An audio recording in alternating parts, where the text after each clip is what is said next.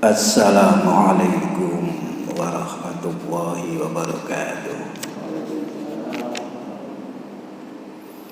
Alhamdulillahi rabbil alamin. Wa bihi nasta'inu ala umurid dunya waddin. Sallallahu alaihi wa ala alihi wa sahbihi ajma'in. Amma ba'd. Bapak Ibu jamaah sekalian rahimakumullah. Alhamdulillah, semangat kita ngaji ini luar biasa dan ini patut kita syukuri. Meskipun libur selama beberapa hari, tidak mengurangi semangat kita untuk ngaji.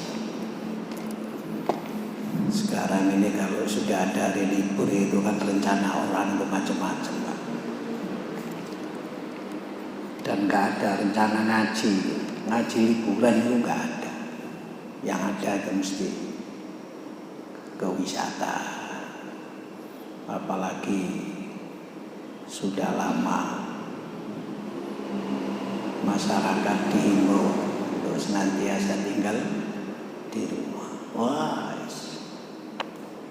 nang masjid gak oleh, ngaji gak oleh, nang pasar ini darurat. Kali gitu ya Pak ya. Begitu libur, waduh, kayak nggak pernah merasakan libur gitu. Sehingga ketika libur, wah, ucul kabeh. Tapi kita panjenengan semua masih tetap punya semangat untuk ngaji. Libur ya libur, wisata ya wisata, ngaji ya tetap ngaji. Kadang-kadang di kampung juga begitu Pak. Liburan jamaah subuh kok akeh sing gak teko liburan Pak. Artinya ada pengaruh terhadap kegiatan-kegiatan yang bersifat keagamaan.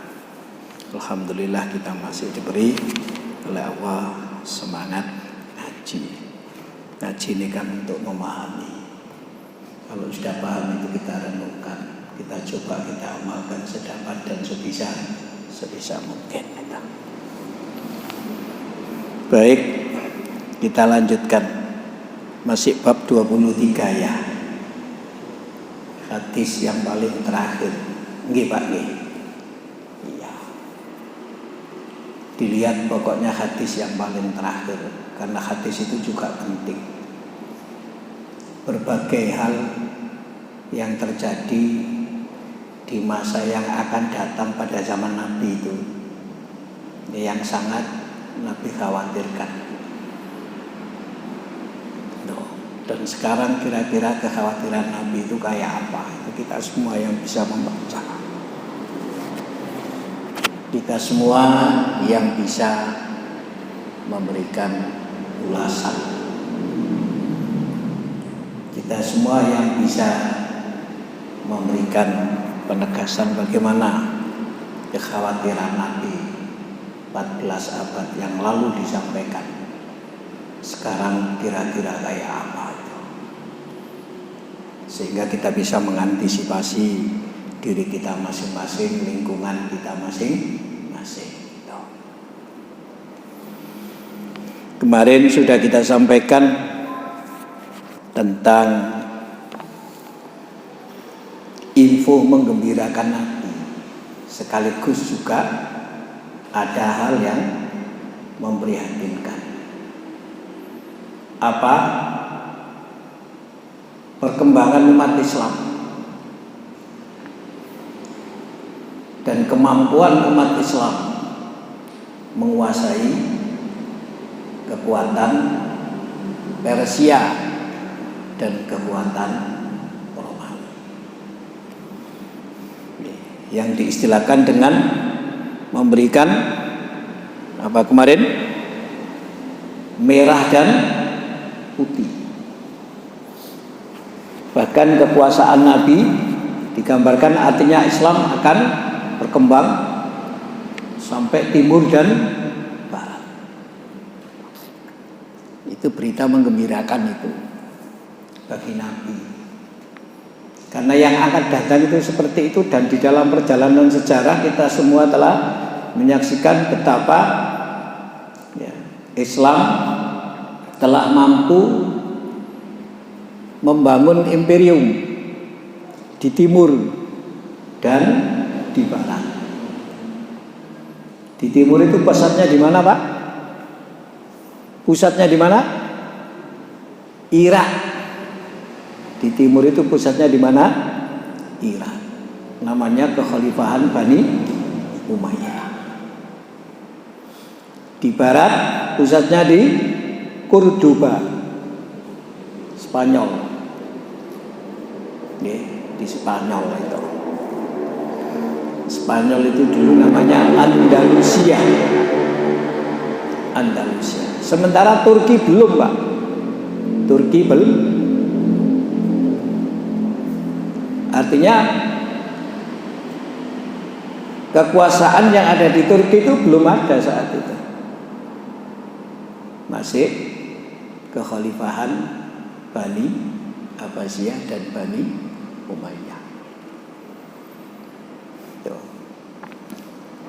Dan di Spanyol itu lama berdirinya, kurang lebih 8 abad. Ada yang mengatakan 7 abad lebih itu. Sejak awal abad ke-8 sampai dengan abad ke-14 itu Masehi. Itu lama, 700 tahun lebih, hampir 800 tahun. Imperium kekuasaan Bani Umayyah terdiri di Andalusia. Kemudian berganti itu, Pak. Kekuasaan itu yang di barat hancur, yang di timur juga hancur gitu. Lalu yang di timur berpindah ke Mesir, namanya kekhalifahan yang didirikan oleh kaum Mamalik. Orang budak-budak dilatih militer gitu, Pak. Kalau perang diletakkan di garis depan, ternyata terampil bisa menyelamatkan kekhalifahan ini. Berdirilah sebuah kerajaan yang disebut dengan kerajaan Mamalik. Kekhalifahan yang disebut dengan kekhalifahan Mamalik, dan menyelamatkan kekhalifahan itu tidak sampai habis. Tapi berdirinya di Mesir. Setelah itu baru muncul kekuasaan Turki. Dan saat Turki berkuasa inilah, tapi bukan Turki waktu itu, Utsmaniyah atau Turki Utsmani. Saat Turki inilah kemudian Romawi Timur dapat dikuasai. Sehingga kota Konstantinopel sebagai ibu kota kerajaan Romawi Timur yang didirikan oleh Raja Konstantin yang dapat dikuasai, lalu dirubah namanya menjadi apa, Pak? Menjadi apa? Istanbul. Kenapa, Pak? Istanbul. Jadi Istanbul itu dulu ibu kota kerajaan Romawi Timur yang berdiri sejak sebelum Masehi. Dan mereka juga yang punya peran untuk mengadakan konsili. Konsili itu ya rapat besar lah seluruh penganut agama di dunia ini. Lalu diputuskanlah tanggal 25 Desember Natal. Itu kan keputusan yang terkadang kalau dipikir nggak cocok dengan keterangan Quran gitu loh. Dari sisi musim misalnya itu Pak, lo kok Desember sih, ketika lahir itu begini keadaannya kok. Lah keadaan yang begini tidak pada bulan itu misalnya gitu loh, Pak. Lalu Trinitas. Karena apa? Karena Raja Konstantin itu penganut Kristen yang taat, penganut Katolik kalau sekarang. Tuh, kalau Protestan itu kan nanti dalam perkembangan berikutnya Pak, yang protes, sehingga protes mereka ini menjadi sebutan dengan sebutan Protestan. Itu mereka protes. Agak modern kalau ini Pak, protes ini tidak disebut dengan ortodok niku mboten adalah Pak, sering begitu. Jadi kekuasaan Islam itu sampai seperti itu. Dan sampai sekarang Istanbul itu masih dikuasai menjadi bagian dari negara Turki. Nggih, matur suwun. Jadi negara Turki itu ada wilayah yang masuk benua Eropa, Pak. Tapi Turkinya sendiri, kota Ankara itu masuk wilayah Asia. Adalah Pak itu Pak, Asia. Jadi kalau sing masuk benua Eropa, ada yang masuk benua Asia.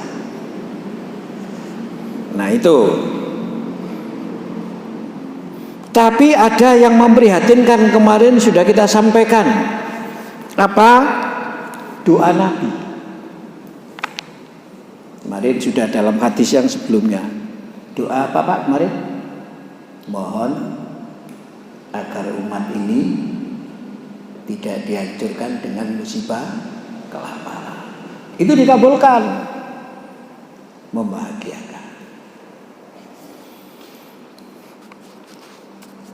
Lalu berdoa yang kedua, mohon agar umat ini tidak dihancurkan oleh musuh-musuhnya.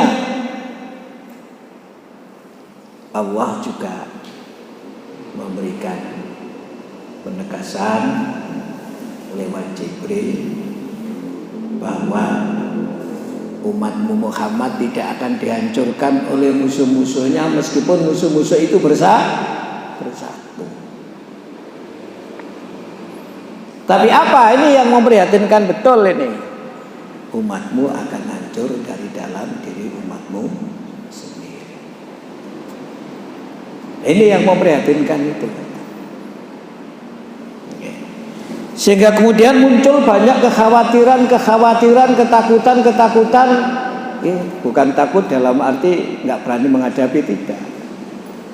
Ada kekhawatiran sesuatu terjadi sehingga disampaikan supaya manusia ini sadar, memahami apa yang dulu diprediksi oleh Rasulullah. Karena 14 abad yang lalu dan kita hidup di 14 abad sesudah Rasulullah menyampaikan sabdanya itu. Tuh. Nah, di antaranya adalah hadis berikutnya itu yang berbunyi itu. Itu diriwayatkan oleh Imam Barqani itu,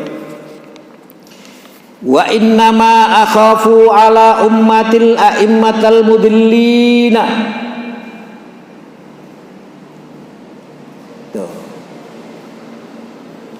Dan yang aku khawatirkan terhadap umatku tiada lain adalah para pemimpin yang menyesatkan. Pemimpin menyesatkan. Pemimpin itu yang ngatur urusan orang banyak. Pemimpin itu yang diikuti. Apalagi pemimpin formal dalam sebuah kehidupan, dalam sebuah komunitas. Kalau di Indonesia di tingkat bawah ya RT, Pak Lurah misalnya, camat. Lebih-lebih berdasarkan undang-undang otonomi daerah, bupati misalnya, gubernur. Apalagi kemudian pimpinan nasional kayak presiden dan jajarannya. Atau pada bidang-bidang tertentu spesifik pimpinan kepolisian di negara kita ini loh Pak, dalam struktur kehidupan komunitas, pimpinan TNI Angkatan Darat, pimpinan TNI Angkatan Laut, yang mereka punya kekuasaan di dalam menjalankan kebijakan dan keputusannya. Mereka punya kewenangan dan mereka punya kekuatan untuk melaksanakan apa yang sudah diputuskan itu. Itu pemimpin al-a'immah. Tapi menyesatkan, waduh. Punya berbagai fasilitas, menyesatkan, Pak. Secara umum menyesatkan itu ya tidak mengajak kepada jalan Allah, jalan yang lurus. Tidak mengajak kepada siratal mustaqim. Itu namanya menyesatkan. Bentuknya ya macam-macam, Pak. Bisa pemimpin tapi mengajak syirik, menyediakan fasilitas untuk syirik, mengembangkan kesirikan-kesirikan. Ya mesti populer, Pak. Apalagi disosialisasikan. Kayak lewat marketing begitu sebenarnya. Sekarang kan penting marketing itu, Pak. Enggak nggih, Pak nggih. Kadang-kadang pengajian itu biasa-biasa. Karena marketingnya ini sing pinter, dari luar biasa. Kan kata nggih, Pak nggih? Kadang-kadang gitu, kadang-kadang. Ada event-event itu kadang-kadang ya biasa. Karena marketingnya ini yang masa membuat bagaimana gitu, sehingga orang semua menyambut, dan itu Pak ya gitu, itu marketing. Dan tidak luput itu juga dengan kesirikan-kesirikan. Ada kesirikan yang dibungkus seolah-olah tidak sirik dengan berbagai bahasa. Tuh. Apa bahasa seperti sekarang misalkan wisata religi atau dengan apalah gitu, pokoknya itu. Karena sekarang ini banyak istilah-istilah agama digunakan sebagai label, tapi sesungguhnya terkandung di dalamnya makna marketing itu. Misalnya istilah syar'i, misalnya pohon aja ada yang pohon syar'i, pohon syar'i tidak sampai. Tuh, loh kalau benar sih nggak jadi persoalan, tapi kalau kemudian itu hanya bungkus. Misalnya loh Pak itu ya, di dalamnya terkandung keinginan-keinginan yang nggak bagus, apalagi menyesatkan. Misalnya lek sampean sering mengadakan kegiatan namanya apa? Tadabbur alam. Iya Pak Imran ya. Ya, tadabbur alam gitu Pak ya itu ya. Dikemas dengan namanya tadabbur alam. Wisata apalagi? Ruhani, ya Pak, sampean, wis banyaklah kemasan-kemasan itu banyak, sehingga orang menarik, orang tertarik itu dengan berbagai macam kemasan-kemasan itu. Nggih, orang kemudian tidak punya pikiran sing ABCD, memang dikemas dengan kemasan yang semua orang bisa paham. Tapi kalau kemudian di dalamnya ada hal yang menyesatkan dan kita tidak terasa, apalagi yang mengadakan itu punya kekuatan. Kekuatan apa saja, kekuatan modal, kekuatan marketing, kekuatan mengadakan dan macam segala. Mampulah itu. Punya daya untuk berupaya seperti itu. Apalagi didukung dia punya kekuasaan, tambah sampai. Kekuatan finansial ada, kekuatan kekuasaan ada. Mudah sekali itu Pak. Tapi menyesatkan itu yang kemudian oleh Nabi diindikasi dengan sebutan pemimpin al-a'immah. Tapi menyesatkan. Pemimpin mengajak kepada yang bid'ah, gampang Pak itu. Tolong bid'ah bagaimana itu. Pokoknya pemimpin itu gampang lah untuk mengerjakan yang baik. Ya juga mudah, mereka pemimpin punya kekuatan lah. Tapi ini bukan yang baik, ini yang menyesatkan, yang dikhawatirkan Nabi itu. Yang menyesatkan. Dan ini 14 abad yang lalu disampaikan oleh Rasulullah hadis ini. itu. Maka Nabi bersabda, wa innama akhafu ala ummatil aimatul mudillin. Mungkin banyak contoh lah sampean di kampung-kampung. Kalau RT-nya itu senangannya menyesatkan, ya yang dikerjakan ya itu, Pak. Wong pernah terjadi itu loh, malam tirakatan dalam rangka memperingati HUT kemerdekaan. Lo RT lo, lu kono minuman keras nang arek nom-nom itu. Ini kan menyesatkan tuh, Pak. Wong ini memperingati kemerdekaan, di mana negara ini merdeka, ya, tidak gratis, diperjuangkan dengan penuh pengorbanan, termasuk korban nyawa, bukan hanya harta. Dalam rangka memperingati itu supaya bangsa ini bisa merenungkan gitu kan, apalagi caranya tirakatan. Bagaimana sesungguhnya kemerdekaan ini diperjuangkan, dan kita sekarang yang berada dalam suasana merdeka ini harus berbuat apa kan gitu. Dan ini acara resmi loh Pak. Resmi itu artinya diadakan dengan anjuran instruksi negara. Itu onok loh. Pemimpin malah justru ya membelikan minuman keras gitu, pada anak muda. Lo punya kekuasaan Pak. Tuh. Ya, sehingga berikutnya dalam rapat RT itu sampai kueger masyarakat itu, karena itu dianggap merusak nilai-nilai ya yang seharusnya dijunjung tinggi di dalam memperingati HUT kemerdekaan itu. Macam-macam Pak akhirnya. Tapi terjadi begitu itu.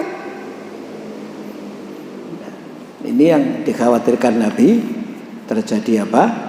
Ummatil a'immatal mudillin, pemimpin yang menyesatkan. Sebab apa? Gampang diikuti.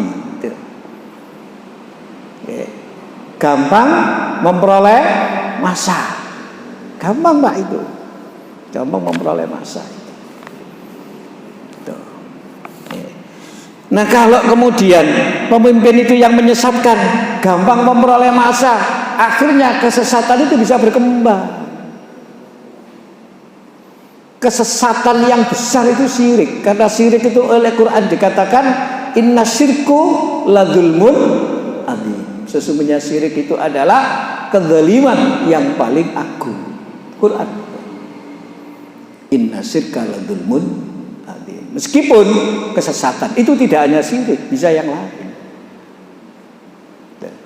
Yang penting kesesatan itu orang tidak berada pada siratal mustaqim.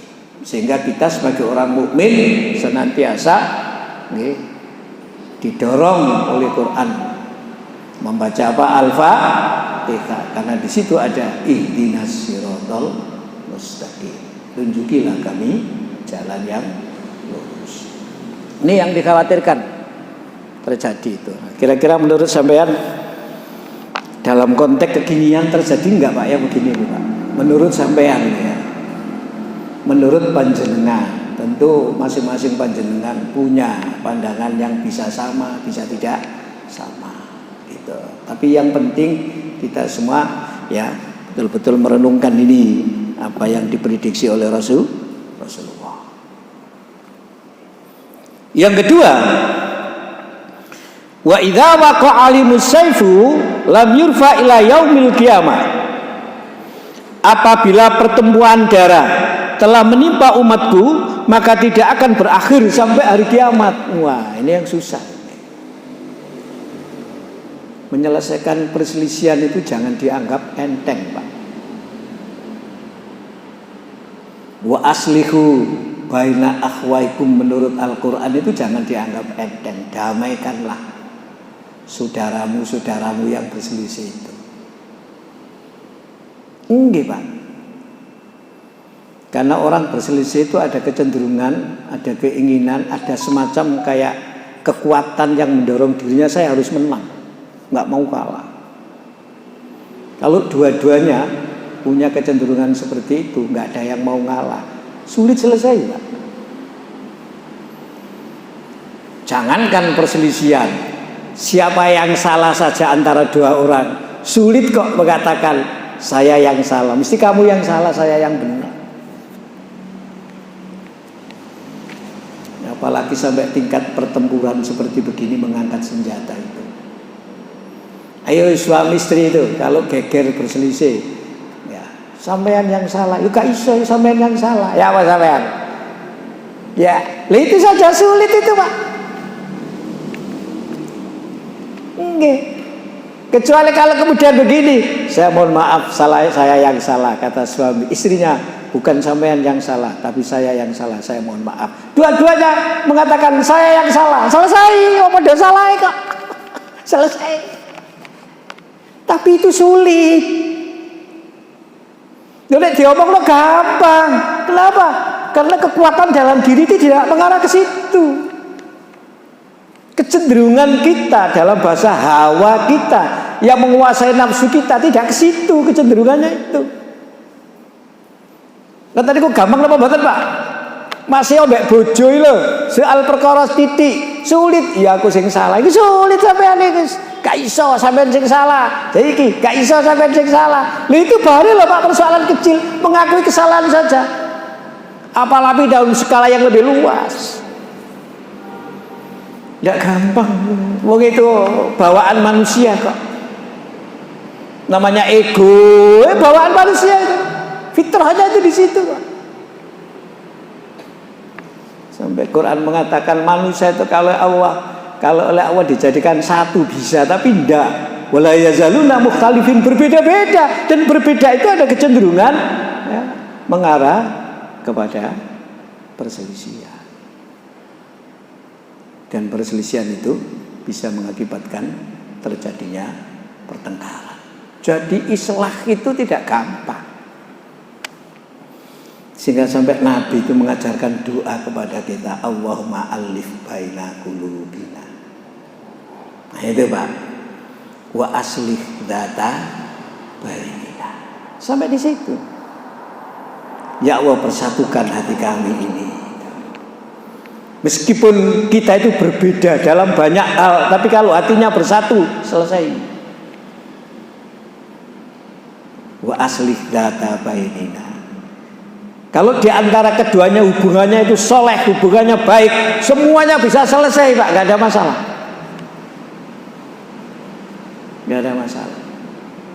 Loh, perkara kecil saja seperti itu susahnya luar biasa, apalagi sampai mengangkat senjata. Waduh, inilah kelemahan umat ini yang kemudian dipahami secara sosiologis oleh orang lain. Di situ yang dimanfaatkan sehingga antar umat ini kemudian diadu.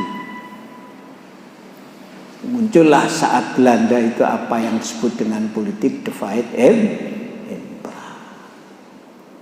Ini yang dikhawatirkan. Jadi nek jare Nabi nek wis perang gak mari-mari. Akhire urip sing dirasakno geger. Kaya gak ono tentreme blas yo urip iki. Perkara cilik ngono geger. Perkara iki ngono tok jane iso selesai gak ono masalah geger. Apalagi sekarang itu Pak sedikit-sedikit ya, dianggap melanggar undang-undang. Sampai dengan mimpi saja itu bisa menjadi persoalan. Loh, mimpi loh Pak, ketemu Rasul itu jadi persoalan. Gitu loh. Artinya kan yang jelas jadi persoalan Pak. Soal persoalannya kayak apa, tapi sumbernya kan di situ. Kalau nih sampai kadang mikirnya Pak. Kadang iki meneh kadek ngentut barang dadi persoalan. Nah kok ngono, nek ana wong wake kumpul sampean mari mangan panganan sing kira-kira ngentut iku ambune gak enak kene mangan apa Pak? Ngene lah. Nen nggih pokoke sampean mangan apa lah ngoten. Sing ambune gak enak terus ngentut di tengah-tengah orang banyak ngentute rada wake daus ngono ambune gak enak ana wong sampe ngene oleh sing ngono dianggap sampean ya mencemarkan lingkungan ya sampean iso-iso ngene iki kalau semua itu dilihat secara hukum bukan dilihat sisi kebijakan Pak. sisi kebijakannya itu. Makanya kalau hati itu bersatu, hati itu islah, hati itu alif, nyambung, itu nggak ada masalah Pak. Gitu-gitu tuh nggak ada masalah. Dimaklumi, jembar artinya itu bisa wasfah, itu wasfah, tasfahu lah, lapang dadanya itu, yang gitu-gitu itu. Artinya maklum, jenenge ngentut itu ya ambune gak enak, gak ono ngentut kok ambune wangi, gak ono gitu loh. Cuma gak enak itu sak piro, itu sing macam-macam, tergantung sing dipakan opo. Lah ngoten Pak nggih. Lek bari mangan napa Pak? Sing ambune gak enak niku napa Pak? Pete gitu. Mari makan pete, ya mesti gak enak lah ngoten ta. Nggih. Mari mangan gayam, lu gak enak. Mari gayam makan gayam yo ngentutan lah sampean. Bolak-balik ngentut iki mari mangan gayam niki sampean. Gayam enak, entute sing gak enak. Nah, ini. Dan kalau ini ya terjadi Pak sekarang. Umat ini selalu dihadapkan pada persoalan begitu. Apalagi kalau kemudian dalam tataran yang lebih formal, ketika orang itu tidak setuju, tidak sepakat, atau tidak terakomodir menurut perasaan dia, lalu membuat, katakan saja ada partai, di dalamnya ada orang Islam semua, gitu Pak ya. Tapi karena di dalam partai tidak bisa mengakomodir keinginan semua orang, ya, nggak bisa diakomodir keinginan semua orang, orang kecewa, lalu mendirikan partai lagi, tambah antar iki mbek iki kok dadi perkara. Dadi perkara. Karena ketika munculnya partai baru ini bukan pengembangan, tapi kekecewaan itu lah Pak. Dasarnya itu kekecewaan, bukan islah. Wah, iki kakean wong gak cukup, gawe maneh ngono. Nah, sebagian diletakkan di situ. Tidak begitu. Kalau itu bisa kerjasama Pak, namanya pengembangan itu. Iki gak, sing akeh ngoten niku umat ini. Pokoke gak sepakat ngedekno dhewe, gak sepakat gawe dhewe, gak sepakat akhirnya wakil. Apalagi dalam kondisi situasi di mana semua diperbolehkan. Wah. Nah, maka ini betul-betul hal yang harus disikapi dengan penuh kedewasaan ini sehingga apa yang diprediksi, dikhawatirkan Nabi itu tidak kemudian muncul pada hal yang sifatnya kecil. Nah, kalau kecil menyebabkan persoalan yang serius, apalagi yang besar, yuk tambah. Inilah dulu waktu, nggak tahu Pak Basuki ini, saya masih muda-muda dulu sering diberi materi kajian itu tentang problem solving gitu. Memecahkan sebuah problem. Bagaimana memecahkan sebuah problem, termasuk problem antar pribadi kita dalam hubungan antar komunitas, antar umat, bahasanya itu begitu. Karena problem itu selalu muncul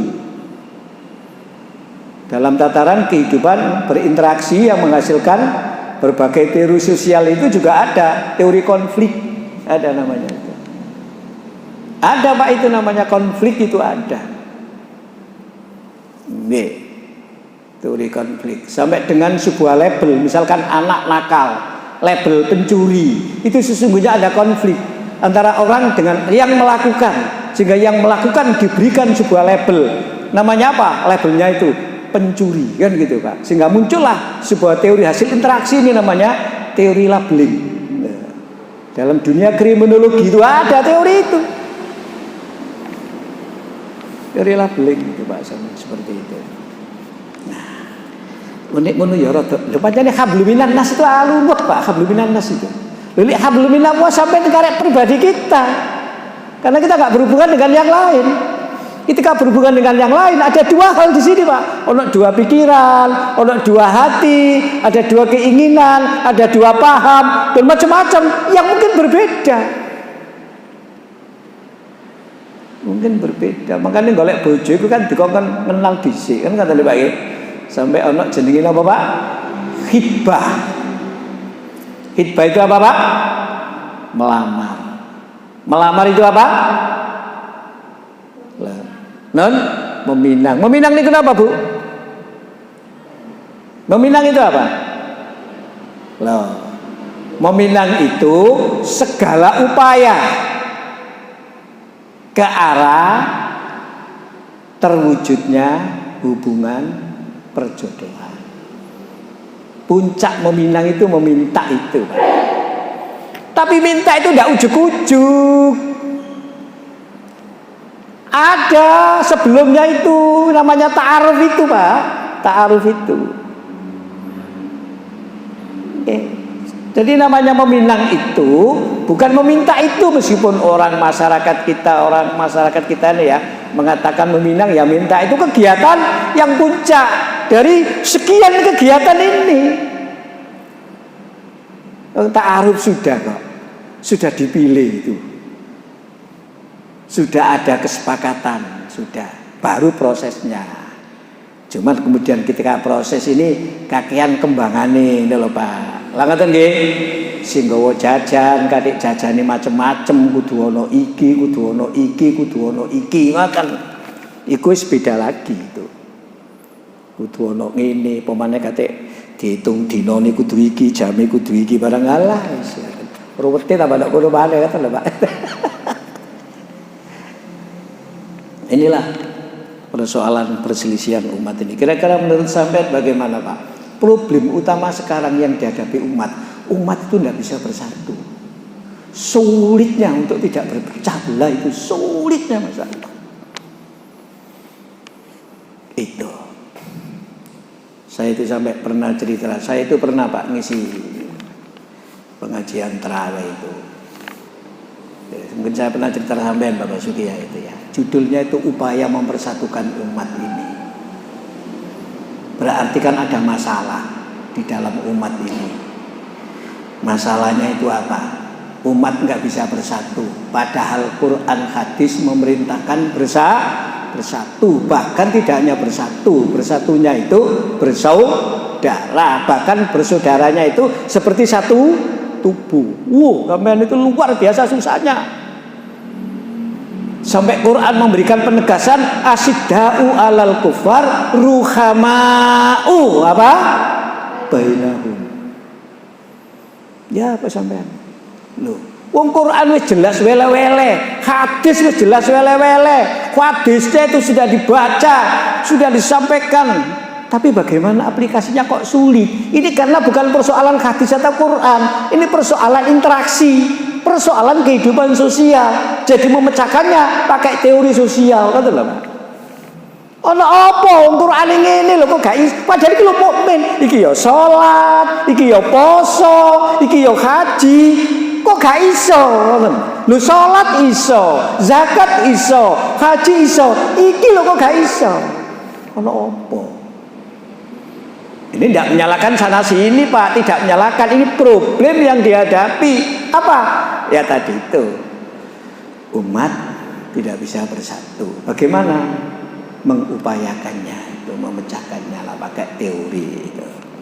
Begitu saya pakai teori sosial gitu aja, yang dikembangkan oleh salah seorang tokoh Islam juga, ada yang protes. Bapak kok pakai teori itu?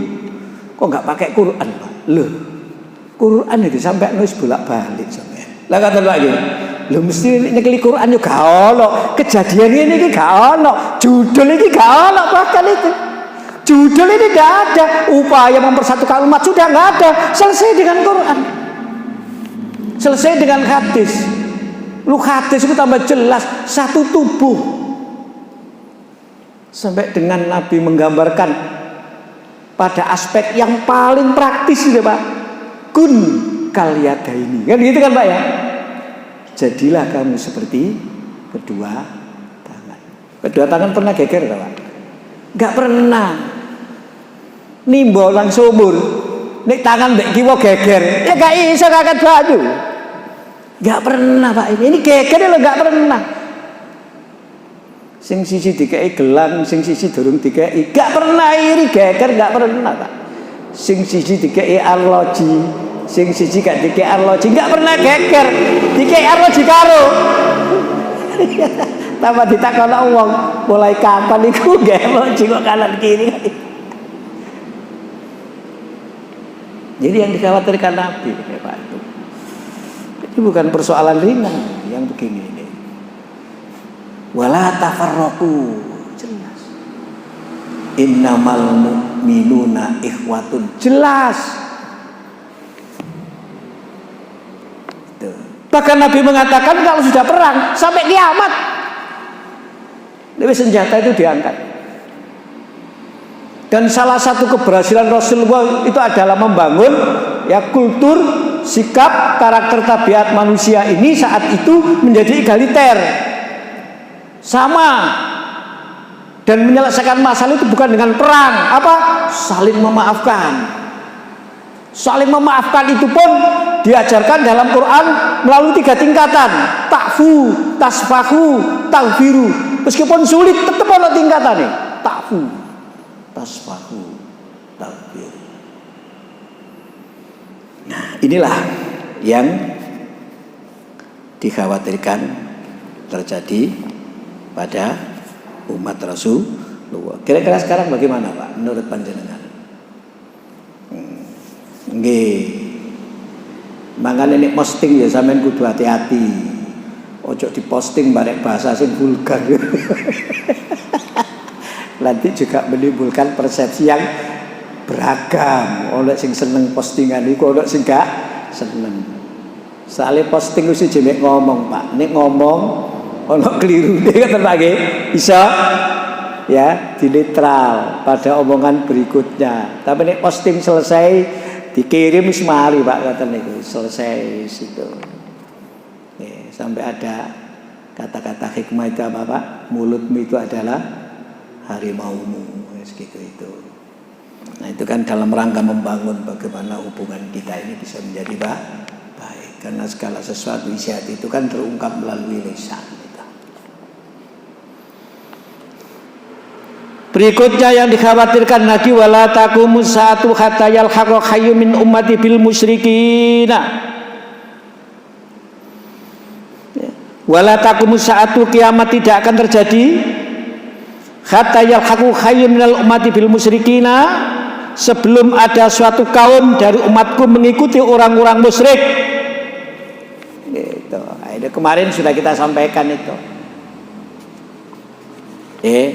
Dalam hadis yang kemarin itu loh Pak, ada hadis yang berbunyi itu, hadis bab ini sebelumnya, la tattabi'unna sunana man kana qablakum, sungguh kamu akan mengikuti, meniru tradisi umat-umat sebelum kamu, yaitu bagaikan bulu anak panah yang serupa dengan bulu anak panah lain. Artinya ketika Rasulullah menyampaikan apa-apa yang terjadi di umat yang lalu, misalnya kuburan dikasih lampu, ya kuburan didirikan masjid, rumah dijadikan kuburan dijadikan tempat itu kan perilaku orang yang lalu itu yang disampaikan Nabi itu. Tapi Nabi menegaskan, kamu bisa jadi akan mengikuti mereka. Tuh. Oleh Nabi kan perbuatan mereka dikatakan syirik. Tuh. Bahkan di Quran kan sikap mereka itu ketika dikatakan kepada mereka oleh Al-Quran, mbok ya kamu ikuto apa yang diturunkan oleh Allah kepada mereka itu. Mereka mengatakan enggak, kami akan mengikuti apa-apa yang kami terima dari nenek moyang kami. Loh, apakah yang kamu terima dari nenek moyangmu itu kalau tidak benar kamu masih tetap ikut? Iya. Loh, apakah yang kamu terima dari nenek moyangmu itu kalau itu merupakan ajakan setan untuk menuju neraka sair itu kamu juga ikut? Iya, Pak. Iya. Itu orang dulu yang diterangkan Quran itu. Ada terjadi pada manusia pada zaman sebelum Rasulullah itu begitu, itu ada. Tuh. Wa idza qila lahum ittabi'u ma anzalallah qalu bal nattabi'u ma alfaina ali aba'ana walau kana aba'uhum la yaqiluna syai'an wa la yahtadun. Iya, jawabnya itu. Nah, kita oleh Nabi, kamu bisa jadi nanti ikut loh kayak mereka itu. Sehingga dalam hadis ini ditegaskan kiamat tidak akan terjadi sebelum ada satu kaum dari umatku mengikuti orang-orang musyrik.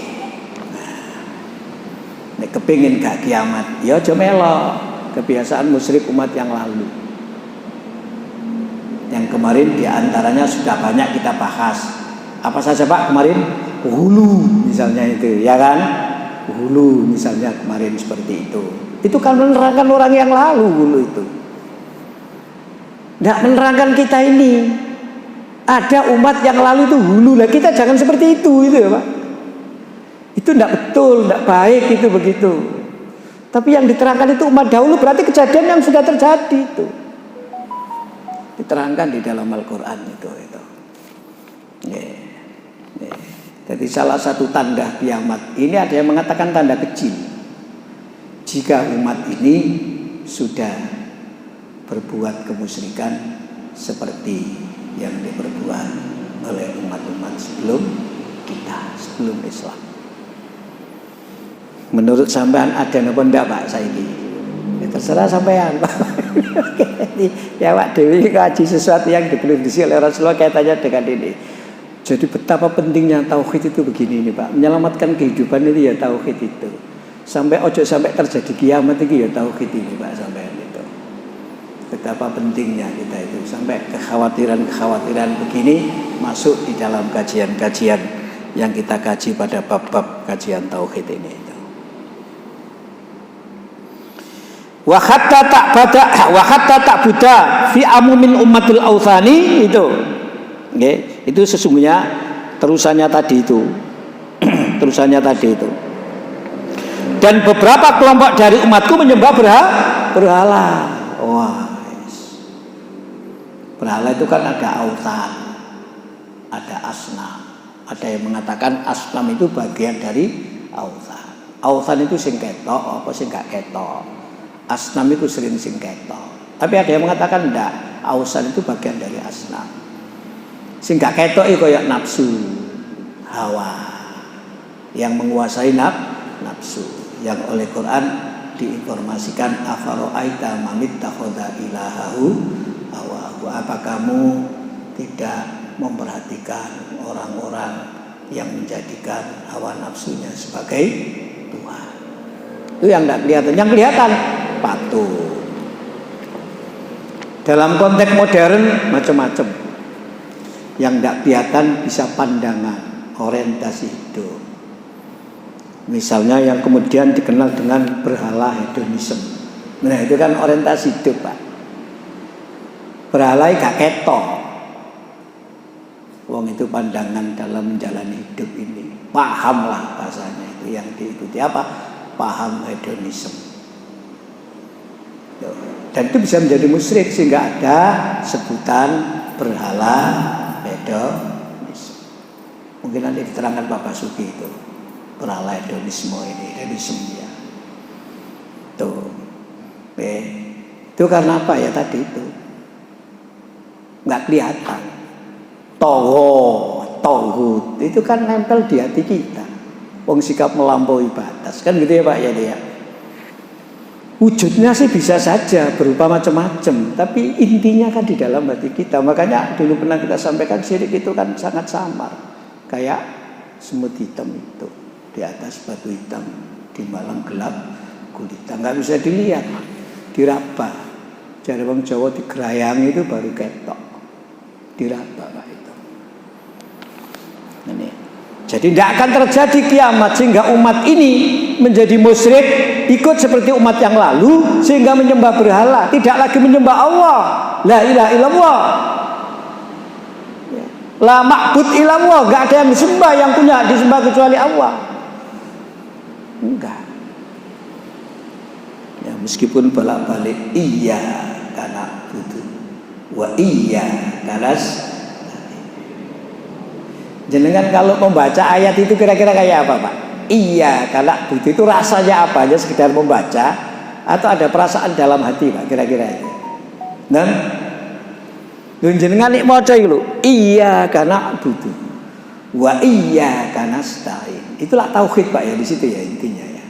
Untuk bisa seperti itu harus berada di jalan yang lurus, diikuti ihdinas siratal mustaqim. Itu kan harus ada dalam perasaan kita, doa kita, Pak. Doa di surat Al-Fatihah itu punya keutamaan. Cuma ya kadang-kadang kita ini apa ya, kalau dikatakan agak menyayangkan itu iya, karena orang memahami keutamaan Al-Fatihah itu pada khasiat, Pak. Bukan pada kandungan hidayahnya, gitu. Bukan pada kandungan ihdinas siratal mustaqimnya itu. Jadi dibaca itu khasiat. Sehingga kemudian dulu saya pernah cerita itu, sampai saking gak ngerti nih Fatihah sing dingerteni cuma khasiate tombok togel yang maca Fatihah. Lah ya keliru Pak kata dia, Pak. Lah ya ada ihdinas siratal mustaqim tapi tombok togel iki lho, Pak. Lah ya keliru ada Pak kata dia.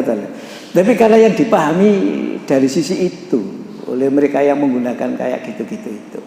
Padahal kandungannya tidak seperti umul kitab loh itu loh, Pak. Ringkesannya kitab, sarine kitab itu ya nak kono, sini semua Quran itu. Berikutnya, sampai tinggali semua nanti prediksi ini kayak apa sekarang. Wa innahu sayakunu fi ummati kadzabuna thalathuna kulluhum yaz'umu annahu nabiyyun wa ana khatamun nabiyina la nabiyya ba'di. Nah, itu. Nggih. Wa innahu nggih, dan sesungguhnya saya kunu akan ada fi ummati di antara umatku nggih kadzabuna nggih, yang mereka berdusta. Jumlahnya berapa? Salasuna 30 orang. Kulluhum mereka semua yaz'umuna yaz'umu mereka semua mengaku annahu nabiyyun bahwasanya mereka adalah nabi wa ana khatamun nabiyina padahal saya adalah penutup nabi nggih. La nabiyya ba'di tidak ada nabi lagi sesudahku. Wis nek ngaku nabi niku kuwata, Pak. Yen lak pun kula sampekno nggih. Kula tak goleki catatan ilang. Kula iki tahu dikai Kementerian Agama niku nggih, no Indonesia itu. Wong-wong Indonesia sing ngaku nabi niku kuwata. Lho gak zaman biyen, jak zaman nabi kuwi iso ana iki bicara Indonesia. Bicarain Indonesia. Nek ngaku Tuhan, ngaku Allah, ngaku Tuhan sik dereng wani, Pak. Tapi nek ngaku nabi niku akeh. Sampai wong wedok gak wani ngaku nabi, ngaku ratu adil. Mergo nek ngaku nabi gak payu. Gak ana pengikuti. Mergo apa? Mboten enten nabi wedok. Sampai sing kapan kula sampaikan kepada panjenengan ngaten. Biasanya orang-orang begitu itu yang jadi sasaran ya jamaah-jamaah ngeten iki. Ya wong sing wis salat-salat nang masjid iku sampean. Duduk wong sing gak gelem salat iku sampean terkadang itu. Makanya yang diindikasi oleh Menteri Agama, napa Pak Imran dulu? Pak Imran. Yang diindikasi Menteri Agama sing dikritik kok DPR itu apa? Napa Pak? Nggih, good looking. Oh ya, good looking. Nggih, itu ada Pak sesungguhnya. Tuh. Ya termasuk yang jelek maupun yang baik ya. Jadi dia ke masjid dulu. Nanti kemudian dia diskusi dengan orang-orang di masjid itu loh Pak. Lalu dipengaruhi orang itu. Macam-macam. Dan memang begitu. Mergolek wong sing gak tau nang masjid gak tertarik Pak dengan ngoten. Lho kalau lak tahu cerita. Saya ini pernah ngaji, ada salah satu jamaah itu ikut pengajian, pakaiannya kayak pakaian Jawa ngoten lho Pak. Sing pakaian Jawa. Pakai kopiah niki anu napa? Blondang napa Pak? Blangkon kok blangkon. Takon Pak nek ngaji. Mari ngaji niku mesti dhek maju teng kula. cerita saya kan ingin jadi pendengar yang baik. Sing wangil lak ngrungokno omongane wong to, Pak. Niku wangil. Kadang-kadang enggak sabar. Kita ini kan gitu kan. Saya kan menlengai, ingin jadi dengar yang baik. Enggak usah kakek omong. Mau wis mari ngomong sak jam setengah. Kalau rungokno. Saya jawab sedikit-sedikit. Wih to Pak macam-macam dah. Ngaji malih ngoten. Sampai kula niki pernah mungkin saking suwine wong ngaji mari magrib sampai isya kok sampai ngono gak mulai-mulai Pak samono. Kula lunggih tengah jenget Pak, dhek ngadep mriki. Sampai enten takmir pengurus liwat mriku. Nyawang kula dikode ngeten Pak. Ngoten ki lah. Kula dikode ngeten Pak, kula dikode ngeten. Nek kudu ya gak oleh direwangi. Terus akhirnya saya pamit pulang. Lama-lama lho orang ini ngejak jamaah masjid Pak. Ngejak apa? Dia itu mengatakan begini berdasarkan surat Ibrahim ayat 4 kalau tidak salah itu, kalau tidak salah Ibrahim sih sampai tinggal Pak. Nopo ayat surat Ibrahim itu Pak. Ayat 4 atau ayat berapa? Bahwa ngaten nggih sing diarani Rasul Allah itu akan bicara dengan bahasa umatnya. Ngaten. Jadi dia membedakan nabi dan rasul. Muhammad itu nabi yang terakhir, betul, tidak salah itu. Tapi Rasul Allah itu belum berakhir, Pak. Jadi Allah masih mengutus Rasul. Sebab Rasul itu diutus oleh Allah untuk tiap-tiap umat dan akan berbicara dengan bahasa umat. Tidak berbicara dengan bahasa Arab. Memang Muhammad itu juga Rasul, tapi Muhammad kan sudah meninggal, gitu Pak. Memang Rasulullah Muhammad itu Nabi dan tidak ada Nabi lagi, betul. Tetapi bukan berarti tidak ada Rasul. Pakai ayat itu. Ketemu tak Pak? Sampun, gas pun dibunyinya Pak. Surat Ibrahim ayat 4. Kami tidak mengutus seorang rasul pun melainkan dengan bahasa kaumnya, supaya dia dapat memberi penjelasan dengan barang kepada mereka. Maka Allah mendasarkan siapa yang Dia menghendaki dan memberi petunjuk kepada siapa yang Dia kehendaki. Terus Dialah Tuhan yang Maha Kuasa lagi Maha Bijaksana. Ayat itu dipahami bahwa Rasul itu akan bicara dengan umatnya itu dengan bahasa umatnya dan akan memberi penjelasan kepada umatnya itu dengan bahasa umatnya. Jadi Allah tidak akan menurunkan ajaran penjelasan terhadap umat yang tidak mampu berbahasa Arab dengan bahasa Arab. Itu Pak. Ikuti doktrin dulu ya pengajian masjid iki lho Pak. Mari dijak omong kata niki lho. Jenengan. Terakhir kemudian Dania mengatakan namanya umat itu adalah masyarakat di satu wilayah. Wilayahnya itu dibatasi kabupaten atau kota.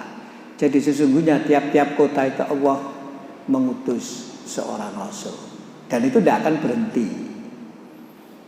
Di Sidoarjo punya rasul sendiri, Surabaya punya rasul sendiri, nanti di Bangkalan punya rasul sendiri, di Gresik punya rasul sendiri, Mojokerto punya rasul sendiri. Terakhir baru ngomong rasul Surabaya itu ya saya. Dan ini kalau pengikutnya anak saya ketika waktu itu. Lagi kalau misalnya ngaji masjid itu anak sing melok, anak sing balik ini kalau cerita sampai sama Pak. Jadi tidak hanya mengaku sebagai nabi, tapi juga mencari pengikut supaya orang percaya kalau dia nabi, kalau dia rasul. Dan itu mau dikembangkan itu ke Tulungagung. Cuma di sana sudah tercium oleh aparat keamanan sehingga diamankan di sana nggak boleh. Dan itu juga mau dikembangkan di Jember itu. Sama kasusnya kemudian tercium aparat keamanan itu sudah. Desa ini lah gampang loh Pak. Nek apa-apa lah gampang krungu lah. Nek desa kan nek apa-apa ya cepat berkembang tapi gampang krungu. Gampang menyebar. Karena masyarakatnya itu selalu komunikasi siji nek wali kota lah sibuk dewe-dewe ya kata. Enggak sampai lurus kata. Kayak lurusan sekali. Lah kata ini yang dikhawatirkan oleh Rasulullah terjadi. Kaitan dengan bab yang kita bahas itu adalah yang tadi itu, bahwa kiamat tidak akan terjadi kecuali umat ini ada yang meniru orang-orang musyrik sebelum umat ini sehingga mereka menyembah berhala. Tapi hadisnya lengkap ya, kita bahas semua. Namun meskipun kondisi begitu, kata Nabi, wala tazalu ta'ifatum min ummati alal haqqi mansuratan la yadurhum man khadalahum hatta ya'tiyahu tabaraka wa ta'ala. Itu sungguh pun demikian, akan tetap ada dari umatku segolongan yang tegak membela al-haq dan mendapatkan pertolongan dari Allah. Mereka tidak tergoyahkan oleh orang-orang yang menghinakan mereka sampai datang keputusan Allah tabaraka wa ta'ala. Nanti tabaraka wa ta'ala itu ada penjelasannya, tapi nggak usah karena nanti itu ditafsir Pak itu. Ya, tapi intinya meskipun kondisi koyok ngono jiono umat ini sin istiqomah. Mudah-mudahan panjenengan termasuk yang begini ini. Nggih. Karena mendapatkan pertolongan dari Allah. Yes. Di sini isine anu lho Pak, ini penting lho Pak. Karena prediksi Rasulullah sehingga kita bisa melihat fenomena, bisa memperhatikan fenomena yang terjadi ya di lingkungan kita ini sesungguhnya kayak apa itu. Nah, tapi ya sekali lagi meskipun ngono-ngono iku mau, tapi jari Nabi ono segolongan umatku itu yang tetap komitmen kepada yang hak mansuratan, yang mereka senantiasa ditolong oleh Allah. La yadurhum, tidak menjadikan mereka berbahaya, tidak ada pengaruhnya sama sekali. Man khadalahum, meskipun mereka oleh orang dihina, itulah Pak. Nah itu, dihina itu. Berarti selesailah pada bab bahwa umat ini ada yang menyembah berhala meskipun menerima kitab seperti umat yang lalu. Sehingga kita diperintah pada ayat yang pertama untuk senantiasa memperhatikan kepada orang-orang yang oleh Allah telah diberikan kitab, tapi mereka masih percaya pada jibet dan tauhid. Bahkan mereka mengatakan jalan yang mereka tempuh itu adalah jalan yang benar, merupakan jalan yang telah mendapatkan petunjuk, bahkan lebih baik, lebih benar daripada jalannya orang-orang yang tidak mengikuti mereka. Sehingga banyak pengikutnya itu. Nah, inilah prediksi Rasulullah. Saya kira begitu ya, sudah jam 9 kurang. Monggo kita berdoa. A'udzubillahi minasyaitonir rajim. Bismillahirrahmanirrahim.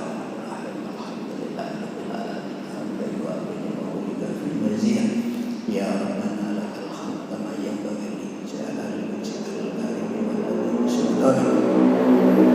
Allahumma alif baina qulubina wa aslih dhata bainina wa hdina subul salam wa jannibna al-fawahisha ma dhahara minha wa ma batan. Allahumma kshif 'annal bala wal waba wal ghala wal fahsya wal munkar wal baghi wal amra ma la yasbu. Allahumma adfa'na al-bala wal waba wal ghala wal fahsya wal munkar wal baghi wal amra ma la yasbu. Allahumma asrif 'anna al-bala wal waba wal fahsya wal munkar wal baghi wal amra ma la yasrifu ghairihi. Allahumma inna na'udzubika min jahdil bala wa darkis saqa wa su'il qada wa samanatil adha. Allahumma inna na'udzubika minal barasi wal jununi wal judami wa sayyi'il asqam. Bismillahirrahmanirrahim. Asmihi syai'un fil ardi wa la fis sama'i wa sallam. Bismillahirrahmanirrahim. Asmihi syai'un fil ardi wa la fis sama'i. Bismillahirrahmanirrahim. Asmihi syai'un fil ardi wa la fis sama'i wa sallam. Allahumma aftah alaina abwaaba rahmatika wa hikmatika wa ansurna nasran azizan. Ya Fattah, Ya Razzaq, rizqna wa anta kharajna. Allahumma inni as'aluka al-'afwa. Allahumma inni as'aluka al-'afwa wal 'afiyah fid dini wad dunya wa ahli wal mali ya Allah. Allahumma inni as'aluka al-huda wat tuqa wal 'afafa wal ghina. Rabbana taqabbal minna innaka antas samiul 'alim. wa tub 'alaina innaka antat tawwabur rahim. Hasbiyallahu la ilaha illa huwa alaihi tawakkaltu wa huwal azim. Hasbiyallahu li dini hasbiyallahu li dunyaya hasbiyallahu liman amana hasbiyallahu liman bawa alayya hasbiyallahu liman kadani bismillah haula wala quwwata illa billah. Hasbunallahu wa ni'mal wakil ni'mal maula wa ni'man nasir. Rabbana atina fid dunya hasanah wa fil akhirati hasanah wa qina adzabannar bi rahmatika ya arhamar rahimin. Walhamdulillahi rabbil alamin. Demikian, kurang lebihnya mohon maaf. Assalamualaikum warahmatullahi wabarakatuh.